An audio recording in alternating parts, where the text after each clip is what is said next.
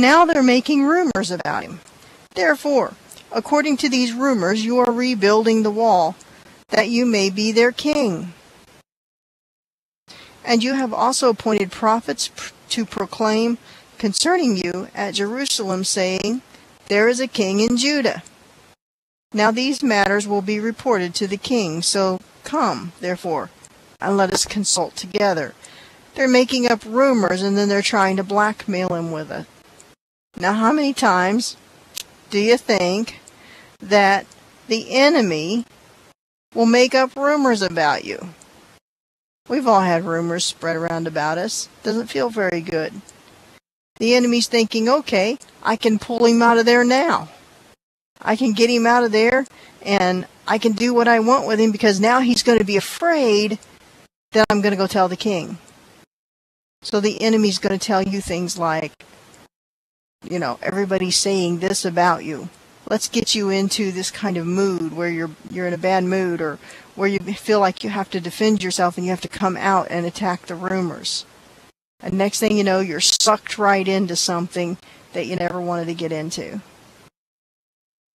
Then I sent to him, saying, no such things as you say are being done, but you invent them in your own heart.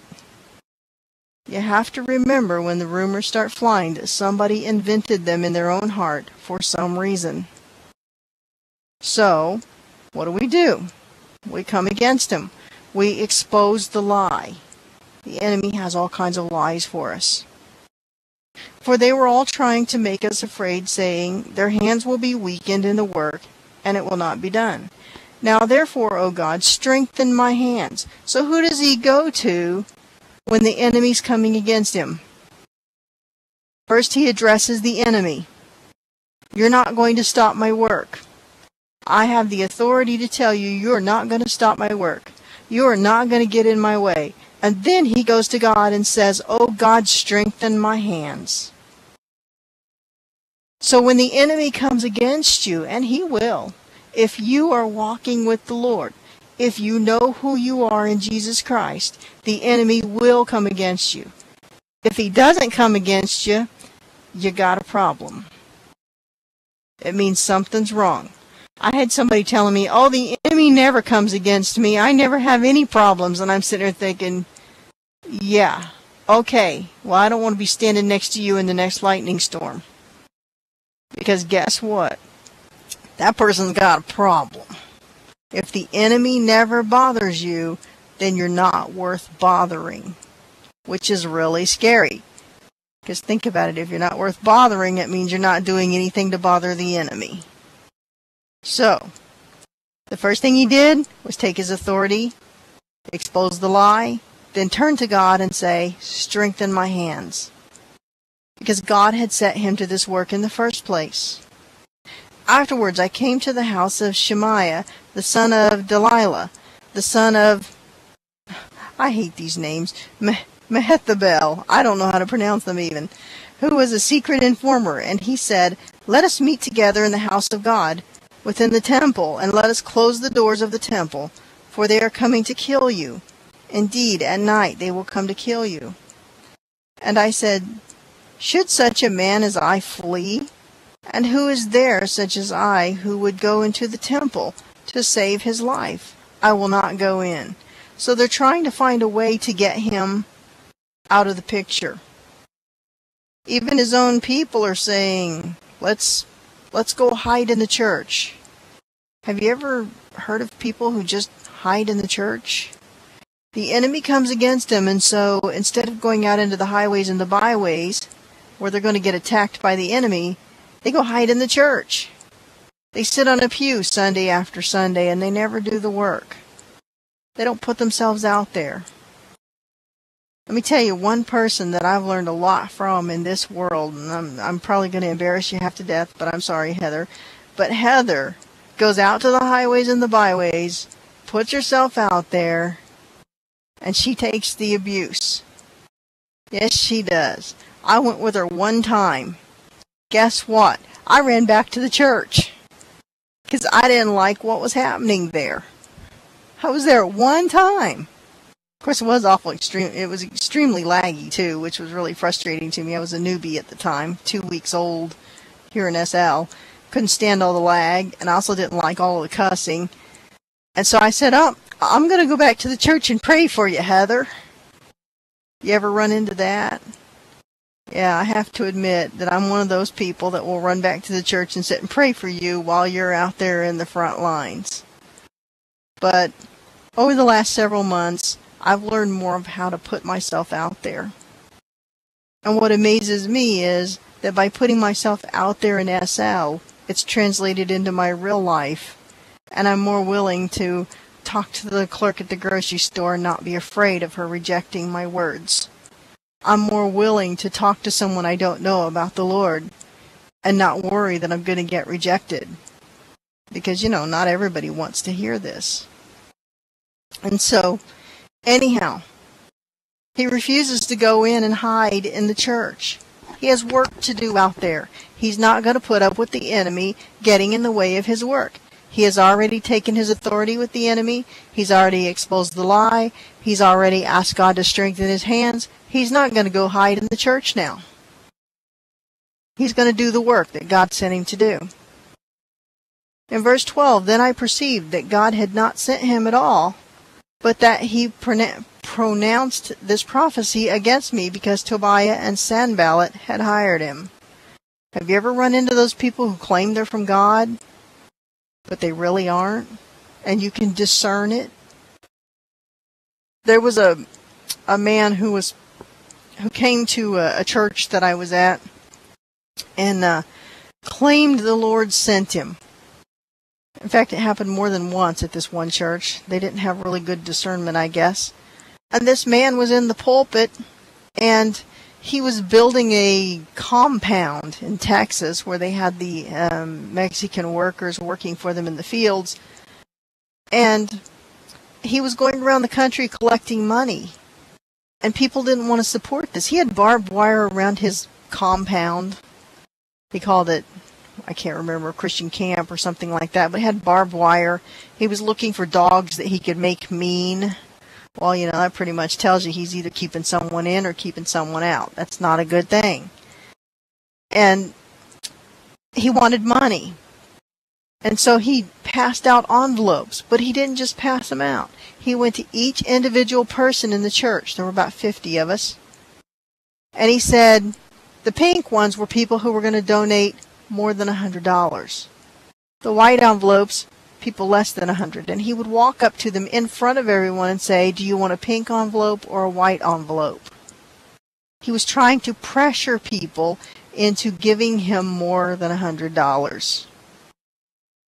And he came along, he got to my pew, and I'm just one of those people that I don't give my money easily because, I don't earn it easily. I mean, it's hard earned. And he walked up and he said, which envelope do you want? The white or the pink? And I said, I don't want either one of them, thank you. And everybody just kind of had this stunned silence. I'm sitting there thinking, what? I gave my tithe. I gave my offerings to my local church. I don't have to give any more than that if I don't want to. It's my money. I earned it. So I refused to give. And at the end of the service, he was very upset, and he decided that I had an unclean spirit, and he was going to cast it out.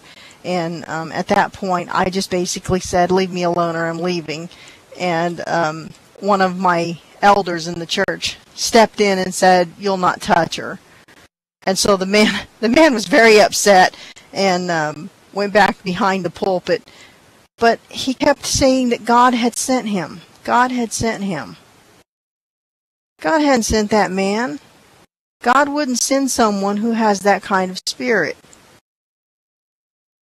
Yes, bless that man. His name was Paul, and y'all can pray for Paul. Paul has a hard time because his local plant closed down and moved to Mexico. He'd been there since he was 18.